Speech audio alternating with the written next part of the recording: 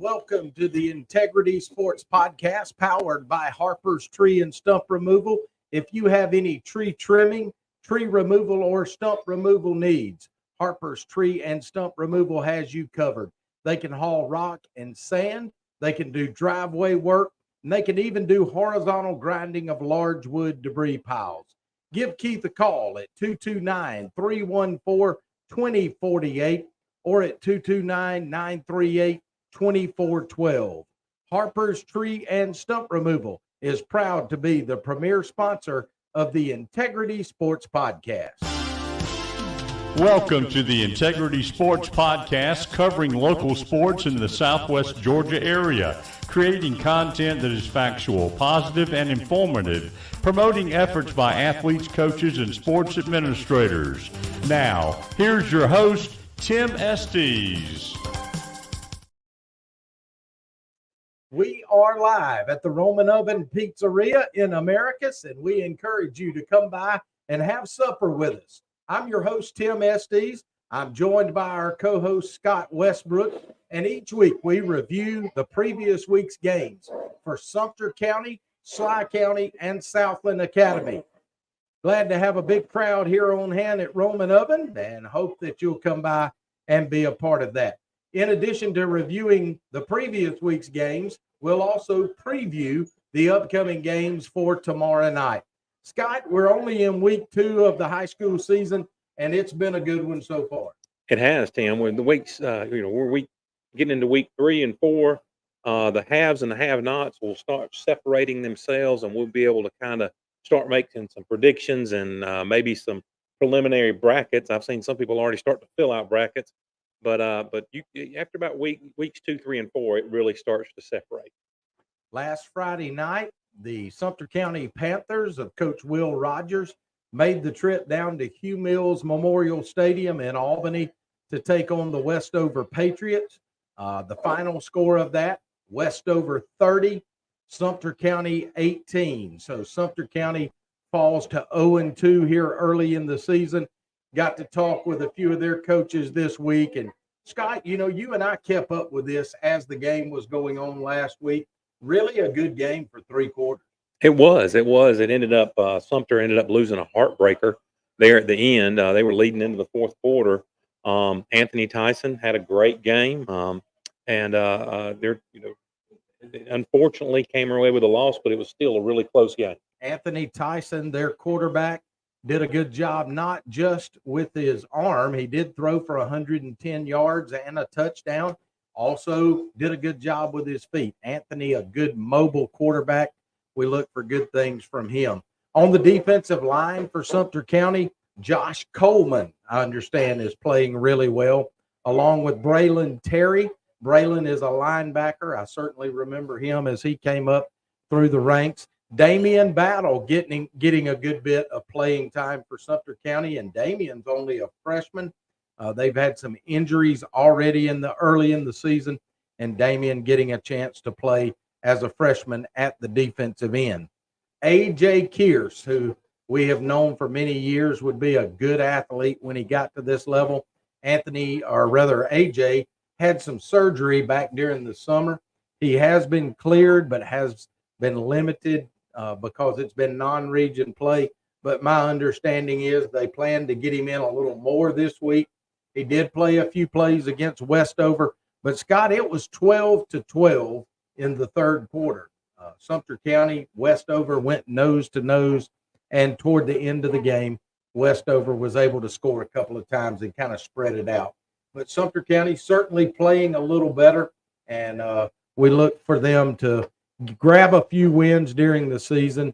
They'll be open this week, Scott. What do you do if you're the coach? What do you do during an open week this early in the season?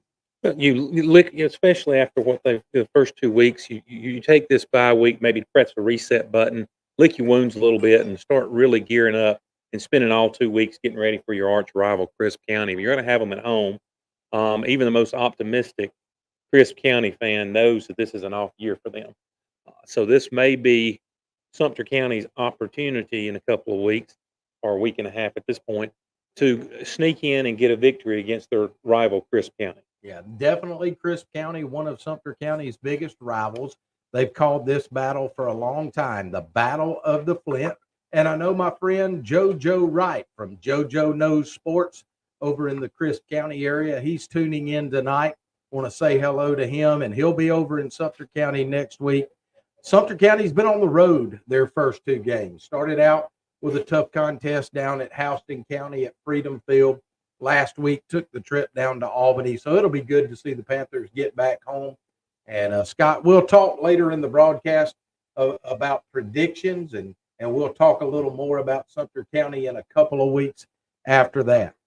Today's show is brought to you in part by Marty McDonald State Farm Insurance.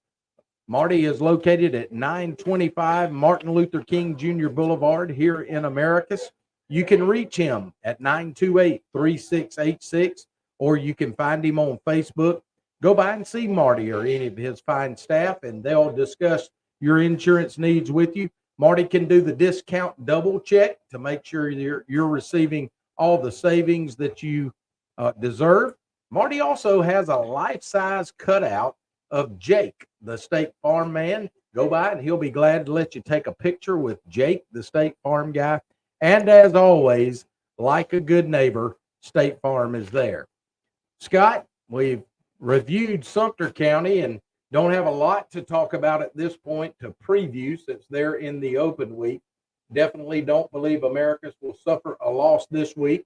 But Southland Academy, let's move on to the Raiders. Southland took a trip over to Buena Vista and took on Marion County last week. Final result of that game, Marion County 33, Southland 21. That puts the Raiders at an overall record of 1 win and 1 loss.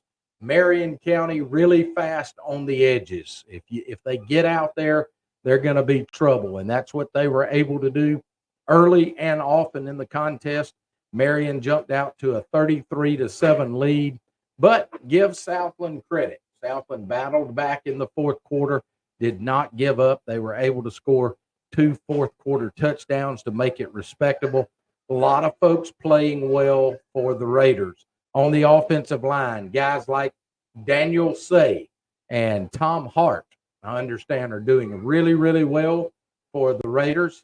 Coach Rod Murray pleased with those two guys up front. One of my guys from the Travelers days, Perry Usher at wide receiver. Perry had 2 receiving touchdowns for the Raiders, so congratulations to him. When you look at who else is playing really well, we always seem to mention Bank Simmons, the quarterback, Trey Sellers, their featured running back, but the defensive end, Cade Futch. He's a young guy. He's the grandson of former Tri-County coach Mike McGlone, who we really think the world of, but Cade has been playing well, and he's impressing the coaching staff. Scott, this week the Raiders will travel over to Perry, and they'll take on Westfield. I know you have some good friends over in Perry, and you've been able to get a little bit of information about the Westfield Hornets. I have. I made a few calls. Westfield in this game is favored by 12 to win it. Westfield won in overtime against Deerfield Windsor in their season opener. They got taken to the woodshed by Stratford last week. But you got to figure Westfield's always going to have talent. They've got a pretty big pond to fish in over there in Houston County, with a lot of talent at Perry High School, Houston County, Warner Robins, Northside. Westfield's bound to get some. There's especially a lot of players that may think that they won't get a lot of playing time as freshmen and sophomores. Sometimes they end up at Westfield, and you can look and see that this year's Westfield team only has about 5 seniors on it. So they're playing a lot of freshmen, playing a lot of sophomores, but those players are really stepping up to the plate and doing well. Westfield's quarterback, Braden Gay. He's a pocket quarterback. He's transferred from Perry High School. He's not going to tuck the ball and run a lot. He's going to stay back in the pocket and throw it, and that's why he's one of the top 25 in the top 25 in GISA in passing yards. Westfield historically has been a wing T team, but they're wing T no longer. Got a new coach from Peach County, Chad Campbell. They got 2 running backs that Southland's going to see on Friday night. Nick Free and Mason Eason, number 15. Mason, the person I talked to said, has a lot of quickness. He said that's what jumps out to you when you see him play. But they are playing 4 freshmen in the skill positions. Wide receiver Win Hoots is one that you'll probably hear his name called a good bit. Senior wide receiver Jackson St. Clair is also another one. They use the tight end heavily, which is a team after my own heart, being a former tight end. Trey Hardy, defense, and he also plays defensive back. He's a senior, so expect him to go out and the quarterback to throw some balls his way. Offensive lineman, they're big at the guard and tackle spot. They're really big there. They got a defensive lineman, Sammy McGehee. He's a freshman, number 52, and he's starting as a freshman. Like I said a while ago, there's a good many freshmen starting on this team. The best 2 guys on defense, though, number 3, Dean Massey, number 19, Neil O'Brien, both linebackers, and safety Russ Hiley. Other than that, the defensive secondary is a little questionable. They hadn't really been challenged yet, so we'll see what happens if Southland challenges that secondary. And the special teams, they've struggled a little bit. They've missed some point afters. That could, in a close game, obviously, as we've seen many times, can sometimes tip the scales. Yeah. And so that's what I think you're going to see from Westfield this Friday night on the field. Got a chance this week, Scott, to talk with Raiders offensive coordinator Mike Shadows, and very much said a lot of the things you said. Westfield likes to spread it out. They like to keep the field wide, and they'll run out of that. They don't always throw out of the spread. They'll run out of that. But Braden Gay, a good quality quarterback, he likes to get rid of the ball quick. So he's going to take the shotgun snap. They may run out of it. They may throw it in the flats. They may run the little 28Y shoot where they dump it off to the tight end very quickly. But the one thing the Raider defense is going to need to be prepared for is he's going to get the ball out of his hands as quick as he can and into the hands of those skilled people. So the Raiders do need to be ready for that. Mike also said he felt like, as you mentioned, that Westfield's secondary had not been tested yet. I guess Stratford was a major running team. So maybe Southland can throw it a little bit, have some success there, as we saw last week. Perry Usher with 2 receiving touchdowns. So let's hope that the quarterback Simmons can have some success for the Raiders. And Raiders, you'll need to pay attention to those folks we mentioned earlier, Braden Gay, and especially their number 1 target, that senior or maybe junior wide receiver, Jackson St. Clair. That seems to be his favorite target so far. We have a new sponsor this week here on the Integrity Sports Podcast, the All South Appraisal Company, your trusted partner in appraising rural properties in our area. All South Appraisals can handle all types of property, agricultural, commercial, and residential, from vast farmlands to the charming country home. They specialize in rural properties that define the heart and soul of our communities. Their commitment to accuracy and dedication to understanding the unique nuances of rural properties is what sets them apart. They blend modern technology with old-fashioned attention to detail to provide you with an appraisal that you can trust.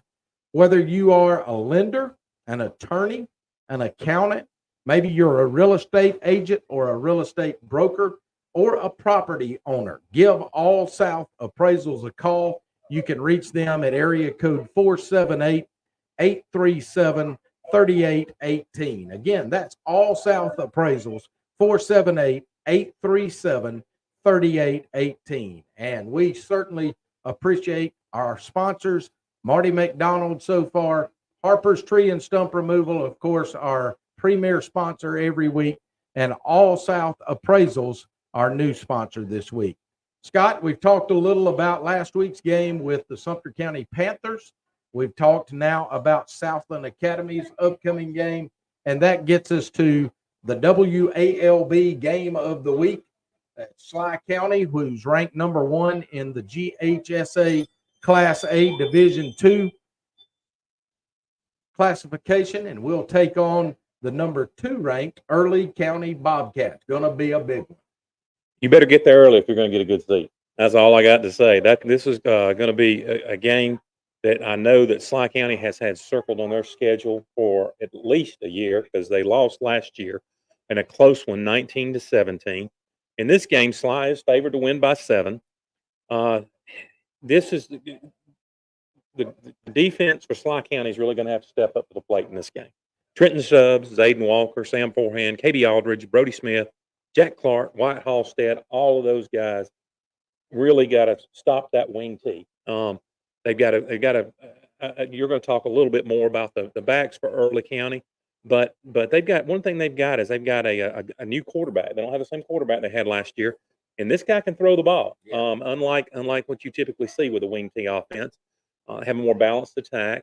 And last year, I remember this particular game. Brody Smith had just a phenomenal game. He really stepped up to the plate and did exactly what was asking and played assignment football. But unfortunately, in this game, he got an injury that took him out for the rest of the season. So obviously, we want to see a big game out of Brody tomorrow night, just like we did last year, and the other players that I mentioned. Ty Stovall, quarterback. The running back, Ty Stovall, 217 yards, 2 touchdowns, and 30 carries last week against Seminole County. And the All-State defensive lineman, B. Anthony Wade, had 3 tackles for loss, 1.5 sacks. This is a game that if Sly wins, it's going to propel them into the next week. When, we've got Bleckley County, which is another tough team, but we got to focus and win this game. I like to think that we're going to jump out. We're going to come out fired up. We're going to jump on them, hopefully like we did Tatnall, and it be 21-0 before they know it, and we force a wing tee team to throw the ball. That right there bodes well for us, where they're playing from behind. I expect them to really come out and try to control the clock, try to control the flow of the game from the offensive side. So we've got to make sure that our offense keeps there and does the high pressure, quick huddle offense that we've known and had a lot of success with. Scott, we want to encourage people to come out and be a part of our broadcast every week. We are at the Roman Oven Pizzeria, and you can come in and immediately turn to the left. We're in the reserved room, but we've got the doors open, plenty of tables that you can sit at and have supper with us and watch live the Integrity Sports Podcast. The best part about having an open week in week 2 for Sly County was that it gave defensive tackle Trenton Stubbs another week to get his ankle a little more healed up. Scott, do you know anything about his status right now? He's going to play. According to my source, Trenton's going to be out there. Hopefully he's going to be wearing his brace and wears it the rest of the season.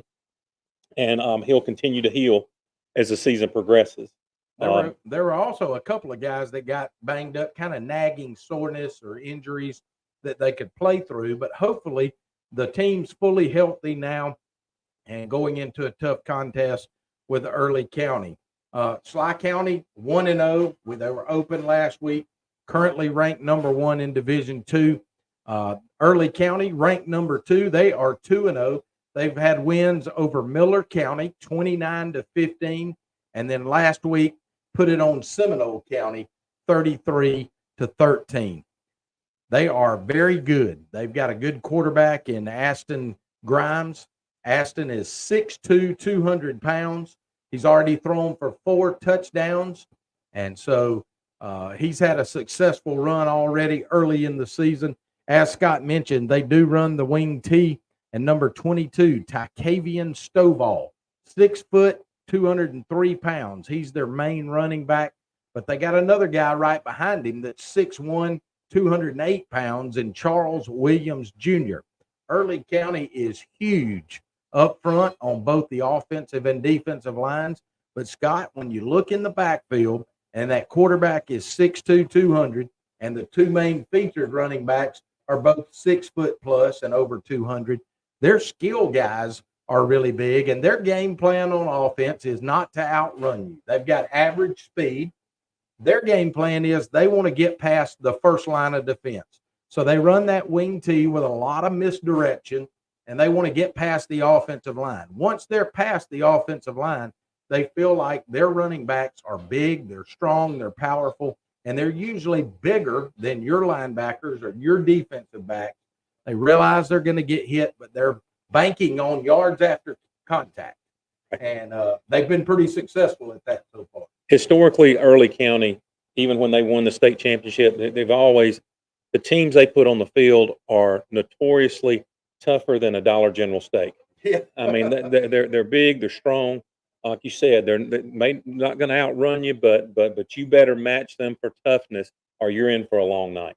Sly County will need to counter with a strong passing game, and that's playing right into our wheelhouse. Quarterback Jay Kanazawa had nearly 300 yards passing in week 1.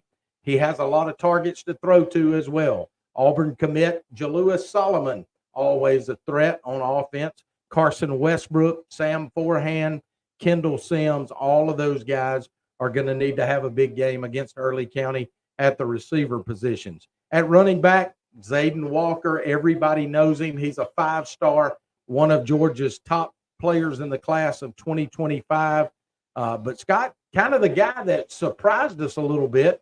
They call him JR. His name is Jeremiah Rogers. Tell me a little bit about Jeremiah Rogers. Jeremiah really, I mean, his first game of the season, he had a tremendous game. I think he had like 4 carries. I forget how many. It was, I mean, 100.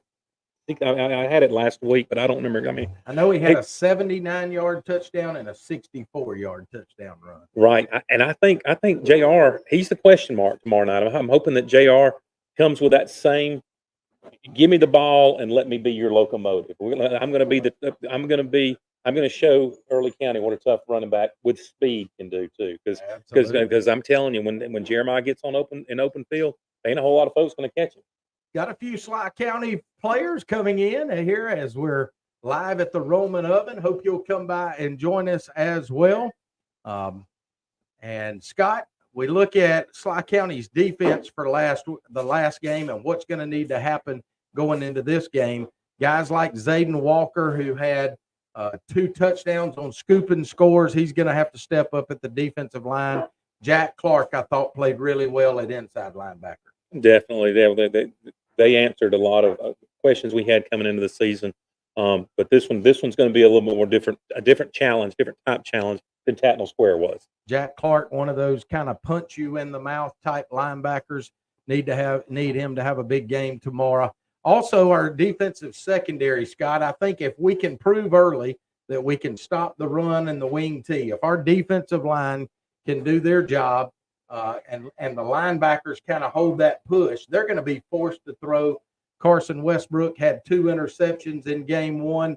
Jalewis Solomon back there, Kendall Sims. Who else do we have in the defensive backfield? Sam Forehand and KB Aldridge. A lot. Just we are loaded in that area, and we want to force teams to throw on us. That's exactly right in our wheelhouse right now. So Wildcat Micah Rabin joins us, and glad to have him here. His dad, Will, is here with us. So if you want to join us, please feel free to come in. We're in the reserved room here at the Roman Oven. Each week our show is played on WMNZ AM 1050 radio in Montezuma. They take the audio off of this program and play it on their radio station each week. So I want to thank Lance Teal and his staff over at WMNZ AM 1050 for being a part of the Integrity Sports Podcast. So we've got Sumter County Open this week. Southland Academy heading over to Perry to take on the Westville Hornets, and the big 1 versus 2 matchup between the Sly County Wildcats and the Early County Bobcats. That'll be in Ellaville on the campus of Sly County High School. Scott, that's not our only games in this area. Got some pretty good ones. Let's start with Macon County as they host the Dooley County Bobcats. Macon County is 2-0. Dooley County 0-2. You know, Dooley County was a team that we were hearing a lot of early in the season, but they're 0-2 now, and that's what we're saying. The good and the bad are starting to separate themselves a little bit. Macon County's favored in this game by 2 touchdowns. Macon County played Clinch last week. I went to that game. I sat in the Clinch County fan side, tried to appear impartial, but I was secretly rooting for Macon County, and I kind of showed my hands late in the. Showed my hand late in the third, early in the fourth quarter, whenever Brian Harris, the quarterback for Macon County, dumped one off down the middle, and the receiver took off running, and nobody was blocking number 11 for Clinch County, which was their speed guy who was going to Indiana. He's a senior, is committed to Indiana. And I yelled out, and amongst a bunch of Clinch County folks, I said, "Somebody's got to block number 11." So I realized then my time was limited there. I had to only stay there a few more minutes in that section, and I had to move on. But one thing that stood out to me against Macon County and Clinch County, both evenly matched, a lot of running, not a lot of throwing, which surprised me with Macon County. But what really surprised me about Macon County is they've got a really good kicking game this year. Their kicker, when he kicked off, we're used to people pooch kicking us and avoiding Jalewis and our deep backs and all on the kickoff. That kicker from Macon County, he kicked it deep every time, and number 11 was their money guy. And there was a couple of times he fielded it, and his motion just carried him right on in the end zone, and they touchbacked it. So don't expect when we see Macon County that they're going to pooch kick it, because they didn't against Clinch County against a good strong back. But that was one thing that jumped out at me against Macon County. Got several folks checking in on the live chat. Want to say hello to my friend George Torbett. George checking in tonight. Glad to have you. Scott, can you read a few of those? I'm going to have to put my glasses on. People made fun of me last week for holding my glasses, but what you don't realize is I can see this without my glasses, but I can't see that right there without my glasses. So, so they complimented me on my cap. How about that right there? All right, good. Old school Falcons cap. Yeah, that was. I kept this in my car after going to the Sumter County practice that night. All I had were Sly County hats in my car, so I said I got to get something that's not Sly County so that I can wear it when I go to another team's practice field. But yes, a buddy of mine from high school, Mark Roberts, he's chimed in. Tommy Eubanks right there gave me a love the cap. Tommy's from Taylor County, and he's one of my sources on some of this information that I throw y'all's way. So yeah, how about that? We've got some good people. Will Peterson, I thought Will Peterson had DUI school tonight. He must be commenting from his DUI school tonight. We'll throw him up there on the screen. Yeah, Will Peterson, a big Raider fan, and he's got a son that it won't be too many years before he'll be out there on the varsity field. I want to say hello also to our friend Billy Goodman. He's checked in with us each week. He's a big fan. For those of you that may not know it, when we're on radio, Billy a lot of times runs our board back at the station. So Billy, a big supporter of the area's high school football teams. He's a graduate of Southland Academy, but also a big Raider fan, a big Panther fan. He just likes all of them. So he's a big reason that the radio broadcast goes so smoothly sometimes. He's right. One of the ones you don't know about, but Billy does a great job with that. Absolutely. Got a lot of folks coming in the front door now. So feel free to come in and join us. Scott and I are glad to have you. Scott, another game in our area that I think will be over pretty early. Lee County is going to host Lithia Springs down in Leesburg. I'd say keep your car running in the parking lot because this one's going to be over quick.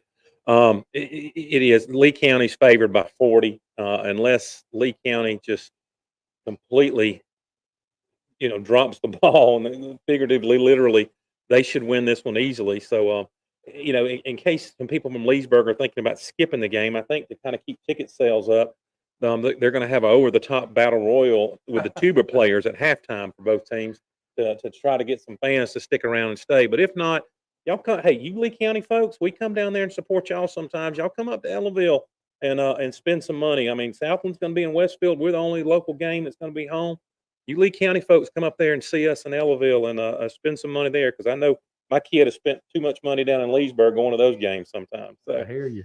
Hey, how about Deerfield Windsor? They're going to travel up to Locust Grove to take on Strong Rock Christian. I don't know if anybody's ever been to Strong Rock Christian. Truett Cathy was a big part of starting that school, and boy, they've got a nice facility up there. Scott, what do you think will happen with the Deerfield Windsor Knights and Strong Rock Christian? Well, Deerfield won the first game in overtime against Westfield. No, Westfield lost. Yeah, they lost. I'm sorry, but they did beat the team out of Tallahassee they played last week. Yeah. But it was much closer than I thought it was going to be. So I think Deerfield Windsor still has a question mark by their name to whether which side of the fence they're going to land on. But they are favored by 4 in this game, and this is a game they probably should win. So Deerfield Windsor traveling to Locust Grove, they'll take on Strong Rock. And Scott, an interesting game in our area. A gentleman a lot of our listening and watching audience will know, Brian Barnhill, now the superintendent at Montgomery County Schools. Assistant superintendent. Superintendent at Montgomery County Schools. Montgomery County takes on Taylor County. That's going to be an interesting game. Right now, Montgomery's favored by 11, but they graduated a lot of their talent last year. One of their kids, I think, went committed and went to Penn State. One of the things Taylor County had last week, they played Crawford County, and so they kind of had a tune-up game at Crawford County. They won big. They did lose one of their defensive linemen, and I think he plays offensive line too. Jose Lopez injury. They took him off the field in the ambulance, and they thought it was much worse than it is. But the report I got today is he's out for at least 3 weeks. He's out to at least the bye week, but he'll probably be around by the time Sly sees him. Cameron Lawhorn, quarterback, 2 touchdown passes. His first pass, a little bubble screen, it ended up going 70 yards. Probably had over 150 yards passing, over 50 yards rushing. Number 51, Monte Davis. He had a fumble recovery on a mishandled punt by the punter for Crawford County. A.J. Towns had a pick 6 that went 90 yards. D.J. Jenkins, good player for Taylor County, had a lot of reception yards. He had at least 12 tackles, and he blitzed a lot. And, each time he had about 20 yards on each punt return he had. Kimani Sanders caught a touchdown pass. Braden Ellison, not only a good football player, good baseball player too, some solo tackles and had a few catches. Montgomery County lost 53-28 to Warren County. They're just like Sly County. They had the second one, so this week 2 off. So this is really just their second game. Taylor County's third. Quarterback and wide receiver are probably their 2 best players. You'll see a lot of jet sweeps they'll do to the wide receiver. Kind of an RPO type offense from a lot of RPO from Montgomery County. And even though they graduated a lot of their players, Montgomery County's always had a good track team. Still got a lot of speed, so we'll just see how Taylor County handles that. Montgomery County always one of those teams that comes in with a lot of talent, and if you catch them early in the year, they're usually not as well organized of a machine as they are toward the end of the year. Mm-hmm. So maybe Taylor County catching Montgomery County at the right time, and going to wish good luck to our friends up the road in Butler at Taylor County. It's time for the Booger Bottom wrap-up, brought to you by the Booger Bottom Yacht Club. They've been voted numerous times as the best burger in Sumter County. They're located on Lamar Road, just on the banks of Lake Blackshear.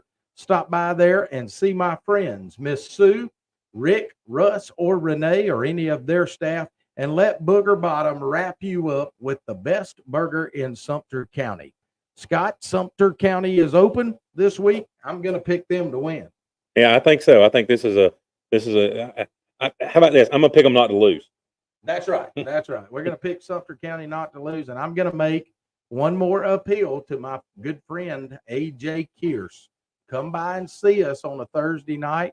Let us say hello to you. We'll put you on camera and let you say hello to your friends. Man, looking forward to A.J. Kearse getting back onto the field for the Panthers. Anthony Tyson, I was glad to hear him have a big week last week. Looking for big things from him here in his senior year. Southland Academy and Westfield, what you got? This is a game that I don't think, even though Westfield is favored by 12, I don't think that's a correct representation of this game. I think that Westfield, this it almost mimics last year when they took a whipping by Stratford, and then they came back and they beat Southland the following week. But I think this time, Southland had some momentum at the end of the game against Marion County. Hopefully, they're going to take that into Perry this week, even though it's going to be in Perry. I'm going to go with Southland on the upset on this one. As much as it makes Will Peterson mad and says I'm Lee Corso, I'm going to pick them this week, and we'll see what happens. Well, Will, I guess I'm going to be Lee Corso this week. I have studied some stats on both of these teams this week, and I do think it's pretty close to a toss-up. The fact that it's in Perry at Westfield all week long, as I've looked at who do I really think is going to win this game. And Scott, every week when we do this, I'm not trying to be a homer. I'm really not. I'm trying to go with who I think has the best chance to win, and I think it's going to be a close ball game through three quarters. I think the fact that it's at Westfield's home gives them the slight advantage, and I'm going to have to pick the Hornets in this contest. The big one up in Ellaville, Georgia, Sly County takes on Early County. This is number 1 versus number 2. It should be a good one, and I'm going to let you pick first. We were at that game last year. It was a game that could have gone either way. We've lost 2 key players, I think, from last year, even maybe 3 key players. But our other players are much better than they were last year, and we filled the holes with some pretty doggone good players. I don't think Early County is as good as they were last year. And anytime you bring a new coach in, we're catching them early in the season. You've got that transition that you've got to work through. They beat Seminole County, but I don't think that was really much of a test for them. Right. Miller County's been down a little bit too. So their first 2 opponents, I'm with you. I think they're probably on the downslide, where Sly County is a little more battle tested. My 2 sources down in Blakely, when I called them this week, they may have been Vince Dooley and me, but they just said, Scott, y'all going to beat us by 2 touchdowns. I mean, they both said the same thing. I don't know that that's the case. I think if we come out of the gate strong, we start the game like our hair's on fire, then I think that we will win the game. We let them control the clock. We let them control the game. We let them slow the pace down. It's going to end up like it did last year. It's going to be a lot closer than we want it to. But I can't help but think we're going to win this game by at least 2 touchdowns in my heart of hearts. Today is Sly County head football coach Darren Alford's birthday. We want to say happy birthday to you, Coach Alford. And I, like Scott, think the Wildcats are going to give you the best birthday present that you could ask for with a win this week. But it's going to be a good one. Early County always has a strong team, and tradition doesn't always reflect on the field, but this is a team that knows how to win. They've won for a long time. Sly County's still in that process of learning how to be a winner year in and year out. I do think the fact that it's at Ellaville with a big home crowd that'll be on hand gives Sly County a slight edge. And also, Scott, I'm glad you mentioned Brody Smith. Brody had an incredible game. I think that was kind of going to be his coming out game last year, and then actually played probably the last play that he played on a broken leg. He really didn't realize it was that bad until after the game was over and they were shaking hands. That's right. But Brody, I'm going to challenge you. You need to have that coming out party and be the guy that steps up and plays well on defense. And I'm going to pick the Cats. I think the Cats in the fourth quarter, their athleticism takes over. Those big guys like this one eating right here beside me are going to take over. And Sly County's going to win a close one in the end. So it ought to be a good week of high school football. Scott, we're nearing our wrap up. I'd like to hear your final thoughts. It's going to be a good week all over the Southwest Georgia region. I'm glad you clarified. You said Sly County because the Early County is the Bobcats. You said the Cats, so I wasn't going to give you any wiggle room. Come on now. I was going to make sure you clarified that. My thoughts are this: anybody, I went last week. We had an off week. I went to the best game in our area. I went to Macon County and Clinch County to see that game. Expect to see some Manchester fans. Manchester's playing tonight in Columbus. A lot of the players, our Sly County players, went over there. Expect to see some Manchester fans there in the stands. Expect to see some folks from other counties. Hope Lee County brings a whole busload of folks up.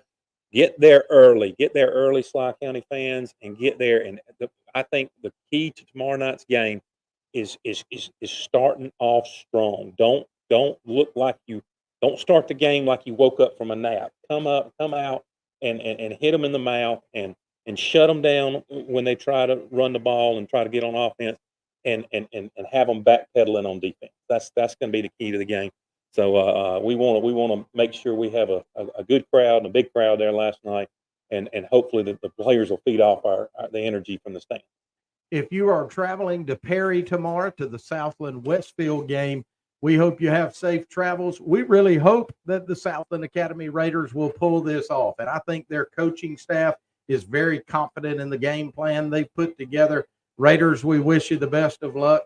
As Scott mentioned, if you're coming up to Ellaville to the Sly County game tomorrow, you better get there early if you want a good seat. We want to thank you for making the Integrity Sports Podcast a part of your weekly routine. Also want to encourage you to go to our YouTube page. Log on to YouTube, type in the Integrity Sports Podcast. Once you're on our page, hit the subscribe button up at the top. I think we're at 298, trying to get to 1,000 by the end of this football season, and YouTube will help us market if we can get to 1,000. So tell that to all your friends, and please subscribe to our YouTube page. For those of you that are watching on Facebook, thank you for that. Please hit the like button and share this video with your friends. In the past 2 weeks, we've had 3,500 people to watch this program. Our crowd has been good. We had a lot of folks, Scott, that ate and then left right after we got started tonight. Had some more that came in, and we appreciate everybody that wants to be a part of this. Again, hopefully in the next few weeks, we'll have some of our coaches and some of our players that can come by, and we can get them on. But Scott, it's been a lot of fun. I appreciate you joining me tonight. Going to be a good Friday night of football.